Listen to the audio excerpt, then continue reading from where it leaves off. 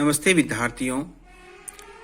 संस्कृत की ऑनलाइन कक्षाओं में एक बार पुनः आपका हार्दिक स्वागत।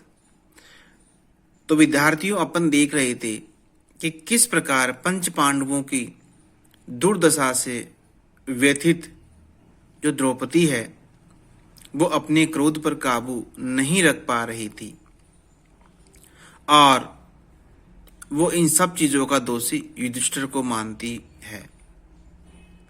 इसी क्रम में अपने क्रोध को जाहिर करती हुई वो कहती है, इमामहं वेदन ताव किं धियं विचित्ररूपः खलु चित्तव्रतय विचिन्तयन्त्या भवदापदा परां रुजन्ति चेतः प्रसवं ममादयः। इसमें वो युधिष्ठिर से कहती है, इसका अन्वय देखिए, इमाम तावकी धियम अहम नवेद चित्तवृत्त्यः विचित्र रूपः खलु पराम भवद आपदाम विचिन्तयन्त्या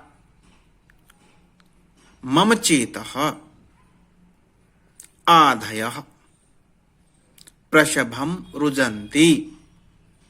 इसका अर्थ देखिए, इमाम यानी इस प्रकार की, तावकीम ध्येयम आपकी चित्तवृत्ति को, अहम नवेद मैं नहीं जानती हूं, क्योंकि चित्तवृत्तयः मन की जो वृत्तियां है वो विचित्र रूपा खलु अलग अलग तरह की होती है।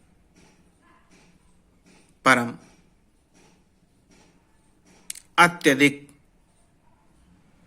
भवद आपदम आपकी विपत्ति को विचिंतयन्त्या विचार करती हुई मम यानी मेरे चेतः चित्त को आधयः मानसिक व्यथाएं जो है वो प्रसभम रुजंती हठात पीड़ित करती है, अर्थात व्याकुल करती है। अर्थात द्रौपदी ये कहती है कि इस समय, इस संकट के समय भी आपकी ये बुद्धि है वो क्रोध रहित और संतोष धारण करने वाली बनी हुई है। इस चीज को मैं समझ नहीं पाती हूं, क्योंकि चित्तवृत्तियां जो है वो भिन्न भिन्न प्रकार की होती है। लेकिन हे राजन, आपकी इस दयनीय दशा को या आपकी इस संकटापन्न अवस्था को देख करके जो मेरी मनोव्यथाएं हैं, जो मेरे अंदर का क्रोध है, उसको मैं काबू नहीं रख पा रही हूं।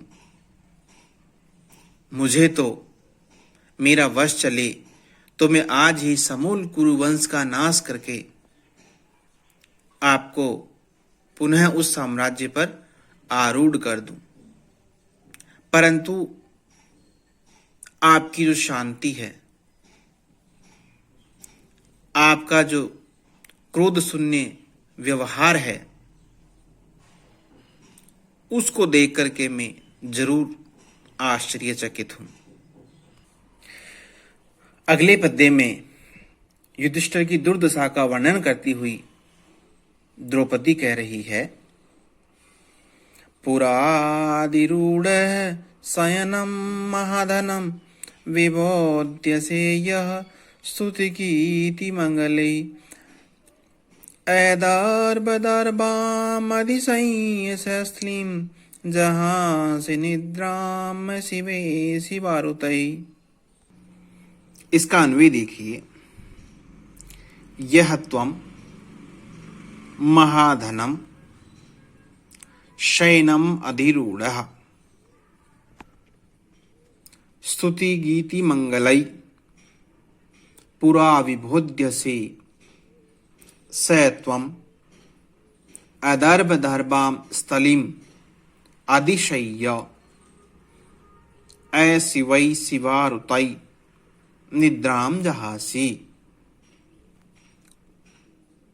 इसका शब्दार्थ देखिए, ये यानी जो आप महाधनम बहुमूल्य शयनम सैया पर अधिरूढ़ लेटे हुए स्तुति गीति मंगलई, स्तुतियों और मांगलिक गीतों के पाठों से पुरा पहले विबोध्य से जगाए जाते थे, सह वहीं आप वर्तमान में ऐदर्भ दर्भाम प्रचुर कुश वाली स्थलीम भूमि पर अधिशय्यी शयन करके ऐ शिवई ऐ मांगलिक शिवारुतई गीदड़ियों के रुदन द्वारा निद्राम निद्रा को जहासी यानी छोड़ते हो,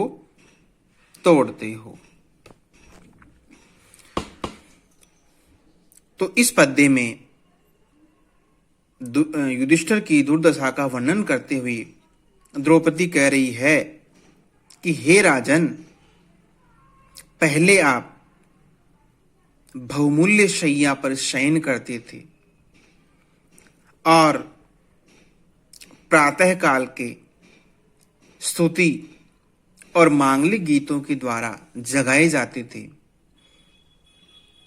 किंतु वर्तमान समय में आप बहुत से कुशों वाली भूमि पर शयन करते हो और सवेरे सवेरे जब वो गीदड़ियों का अमांगलिक रुदन या क्रंदन होता है तो उससे जगाए जाते हो। तो आपकी इसी दुर्दशा को देख करके मैं अपने क्रोध पर काबू नहीं रख पा रही हूं, किंतु मुझे आश्चर्य है कि आपके चारों भाइयों की भी दुर्दशा हो रही है, मेरी भी दुर्दशा हो रही है और आपकी भी स्थिति बड़ी दयनीय है।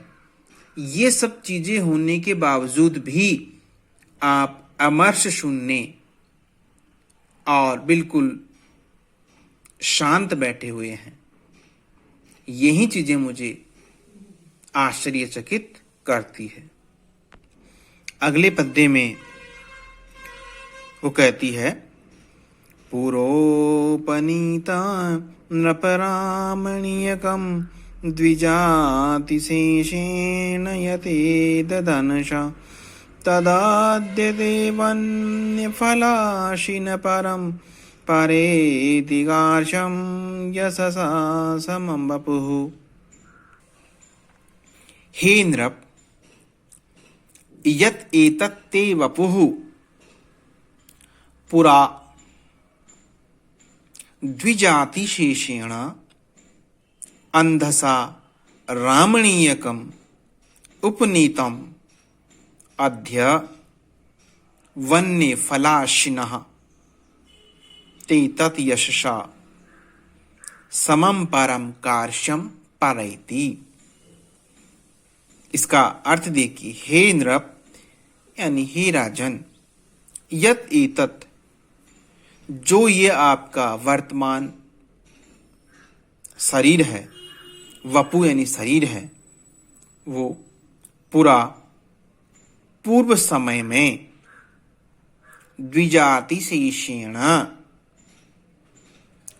द्विजों के खाने से बचे हुए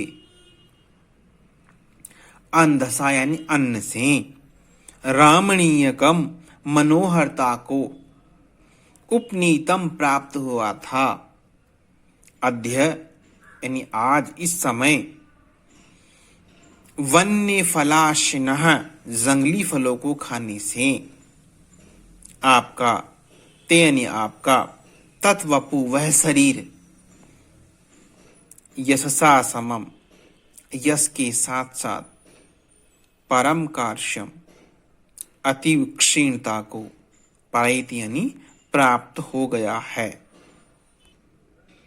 इसमें द्रौपदी कह रही है कि हे राजन, पहले जो आपका ये शरीर ब्राह्मणों के भोजन कर लेने के बाद बचे हुए अन्न को खाने से भी सुंदरता को प्राप्त हो गया था,